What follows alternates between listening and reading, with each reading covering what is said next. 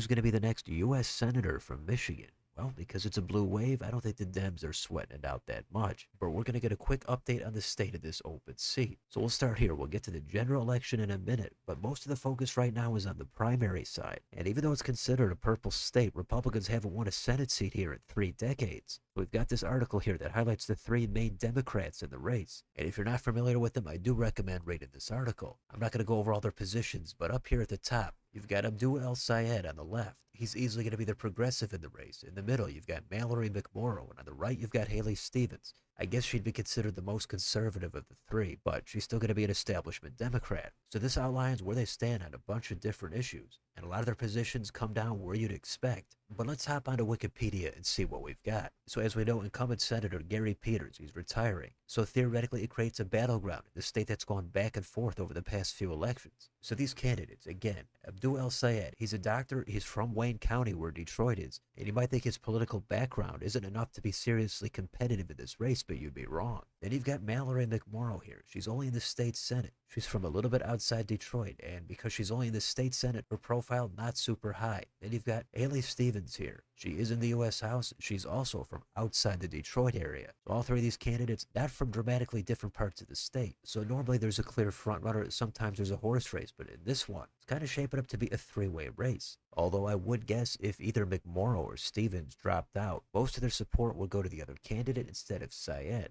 Now down here we've got the endorsements. Now for this particular primary in this particular state, AIPAC money might be a big factor. Israel could be a big topic. And you've got El Sayed here, he's got the endorsement of Bernie Sanders. He also follows that up with some more progressive members in the House, and he's got some progressive organizations. Now Mallory McMorrow, I guess she might be considered in the middle, from El Sayed to Stevens. She's also got some current U.S. senators, and she's got some labor unions. Then we've got Haley Stevens. She's got the most endorsements here on Wikipedia. She's got more U.S. House members, and she's got more labor unions. So I guess she'd be considered the more safe establishment choice. And in a year where Democrats are wrapped up to go against Trump, primary voters might be looking to go a little bit further to the left. But if we go down here, we've got a debate, then we've got the campaign finance. All 3 of them have raised over $6 million. So you got to take all 3 of them seriously. Then we've got the polling here. Now, the aggregate polling only goes back to January, and it was basically tied. McMorrow was in the lead by 4/10. The newest poll here is from the McMorrow campaign. It shows her in the lead by just 5 points over El Sayed, a big 21% undecided. Now, usually on primary polls like this, you do get a lot of internals. If you go back a couple of months ago to the Emerson poll, it really confirms it's a 3-way race. McMorrow was only ahead with 22%, 38 undecided. So all 3 candidates are polling at least 27% in the last 2 polls. It's totally up for grabs. The primary is not until August. So by that time, something's probably going to change. One of them might fizzle out, one of them might surge. Now, if you want to take a look at the markets to get a little bit better idea, right now McMorrow is in the lead at 60% here. El Sayed is at 25 and Stevens is only at 14. But this race is clearly fluid. Take a look at this movement over the past few months. Now, over on Predicted, McMorrow is at 70. So the money right now is kind of on the middle candidate. We're definitely going to have to check back in on this one later. Meanwhile, while the Dems are battling out, Republicans, not so much. There is a primary, but the expected nominee is the same guy as last time. It's Mike Rogers. He came extremely close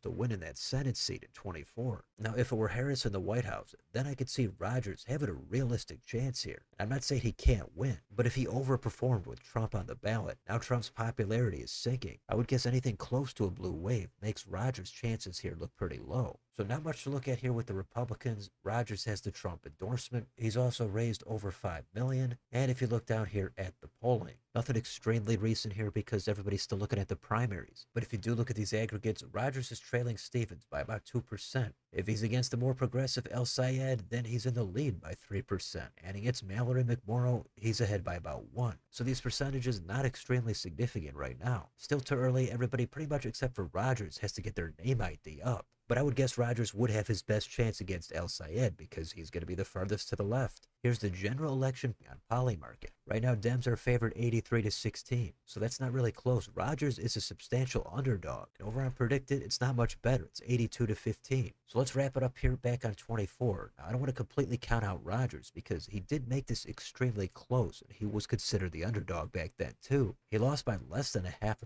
Slotkin didn't even get 49. So a lot of undervotes there, people turning in blank ballots on both sides, but especially with Rogers on the Trump side. That probably cost him the race. If you go down here and take a look at the polling, Slacken was ahead by 3%. So it looked like this was a lean Democrat rating. That was what I went with. But a polling miss of 2 or 3% on election day is not really all that much. So Rogers almost pulled it off. This time, I think it's going to be even harder. But the big focus is going to be with the Democrats. Who's going to take on Rogers? Hopefully, you got a little bit more of an update on the state of where things are at in this Michigan Senate race. So let me know in the comments. What do you think of the 3 Democrats in the race? Is one of them going to surge? Who's going to be the nominee? What about Rogers? Is he the right guy to do it again? How close is this race going to be? Let me know down below on your way out. Don't forget to like, share, and subscribe. Join if you'd like to support the channel. Thanks for watching, and I'll see you next time.